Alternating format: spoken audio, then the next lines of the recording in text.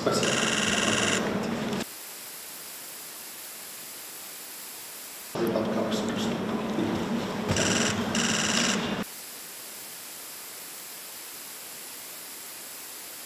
Mr. President, thank you.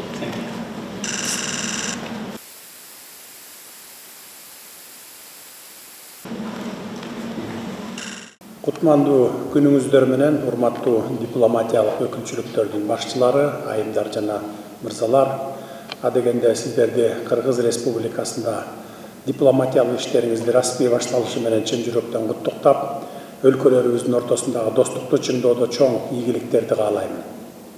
Меймандос Кыргыз жергесине кош келиңиздер. Бүгүнкү ишеним грамоталарды тапшыруу аземи сиздердин кесиптик жолуңузда жаңы баракты ачат деп ишенем. Кыргызстан эгемендүүлүк алгандан тартып, дүйнөнүн бардык өлкөлөрү менен саясий диалогду, соода-экономикалык кызматташтыкты ырааттуу түрдө өнүктүрүп келүүдө. Алардын катарында биз сиздердин өлкөлөр менен өз ара пайдалуу жана жемиштүү өнөктөштүктү камсыз кылууга даярбыз.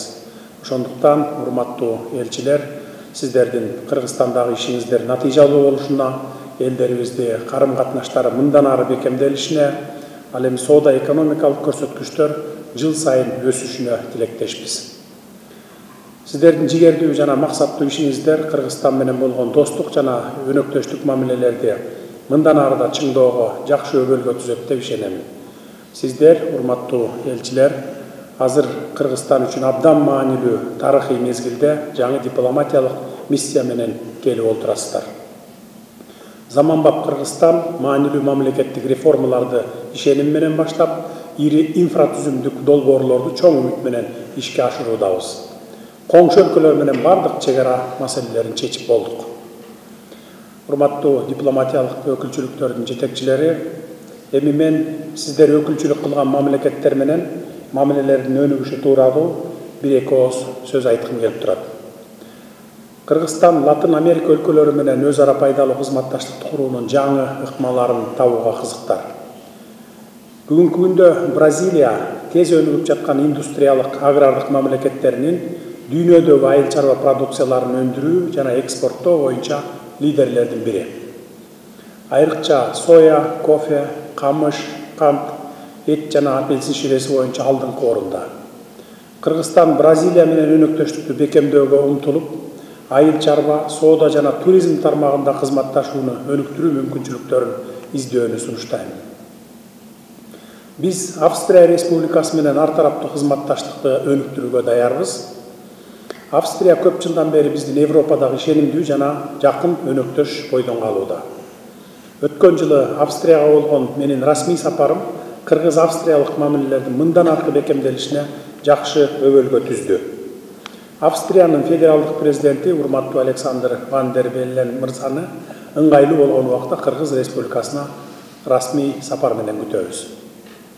2027 жылы тоолорду өнүктүрүүнүн 5 жылдыгынын алкагында Бишкек +25 экинчи тоо саммитин өткөрүүнү көздөп жатабыз. Тоо экосистемаларын сактоо максатында Австрияны бул иш-чараны тең уюштуруучусу катары болууга жана саммиттин ишине катышууга чакырабыз. Учурдан пайдаланып, жакында эле Австриянын жаңы федералдык өкмөтүнүн түзүлүшү менен куттуктап, өлкөлөрүбүздүн ортосундагы кызматташууну жигердүү улантууга даяр экендигибизди билдиребиз. Финляндия Республикасы дүйнөдө өзүнүн эң өнүккөн социалдык системаларын көрсөтүп турат. Айрыкча Финляндиянын билим берүү жана социалдык камсыздоо системалары биз үчүн жакшы өрнөк. Баса белгилеп кетүүчү нерсе бул Финляндия Кыргызстандагы аялдардын экономикалык мүмкүнчүлүктөрүн кеңейтүүгө көмөктөшүүдө. Мисалы катары гранттык программалар, ментордук колдоо жана эл аралык көзөмөлдөргө катышуу аркылуу 10 миңден ашык кыргыз аял ишкердик мүмкүнчүлүктөргө ээ болду. Муну менен бирге биз Фин өкмөтү экспорттоого багытталган ишканаларды өнүктүрүү максатта соодага көмөк көрсөтүү долбооруна 18 миллион акш долларынан ашык каражат бөлүп бергенине ыраазычылык билдиребиз. Дания королдугу менен мамилелерди өнүктүрүү биздин тышкы саясатыбыздагы маанилүү багыттардын бири. Дания кайра жаралуучу энергия булактарын, айрыкча шамал жана күн энергиясын колдонууда дүйнөлүк лидери болгону белгилүү. Ошондуктан бул багыттагы Дания тажрыйбасы биз үчүн пайдалуу болот. Муну менен бирге дүйнөдө өнүккөн гуманитардык системалардын бири болгонун эске алып, билим берүү, студенттер жана илимий изилдөөлөр боюнча кызматташтыгы Кыргызстанда жогорку квалификациялык кадрларды даярдоого жардам берет. Мындан тышкары Европада мыкты экономикалардын катарына кирген Даниянын реформаларды жүргүзүүдөгү саясаты менен таанышуу максатында тиешелүү мамлекеттик органдардын ортосунда байланыштарды түзүү абдан маанилүү деп эсептеймин. Ангола Республикасы менен Кыргыз Республикасынын дипломатиялык мамилелери 2024 жылдын сентябрында түзүлгөн. Анголанын биринчи элчиси урматтуу адмирал Аугушту да Силва Кунья мырза бизге элчи болуп дайындалууда. Бул биз үчүн абдан жагымдуу тарыхый окуя. Ангола минералдарга бай өлкө. Өлкөдө алмаздарды казуу, ошондой эле башка минералдарды өндүрүү боюнча тармак чет элдик инвестициялар тартууга маанилүү ролду ойноп жатат. Ангола минералдарга бай. Өлкөдө алмаздарды казуу тармагы эң пайда алып келген тармак болуп саналат. Ошондой эле башка минералдарды өндүрүү менен байланышкан иштер да активдүү өнүгүүдө. Биз Кыргыз-Ангола кызматташтыкты бул багытта өнүктүрсөк болмок. Ангола Республикасы биз үчүн Африка аймагындагы негизги шериктеш өлкөлөрдүн бири болуп саналат.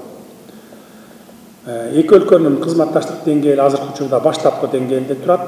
Келерки жылдары кызматташуунун чоң дараметин ачабыз деген үмүтүбүз бар. Келечекте эки өлкөнүн ортосунда жогорку деңгээлдеги сапарлар уюштурулуп, эл аралык аренада өзгөчө Бириккен Улуттар уюмунун алкагында кызматташабыз деп ишенемин.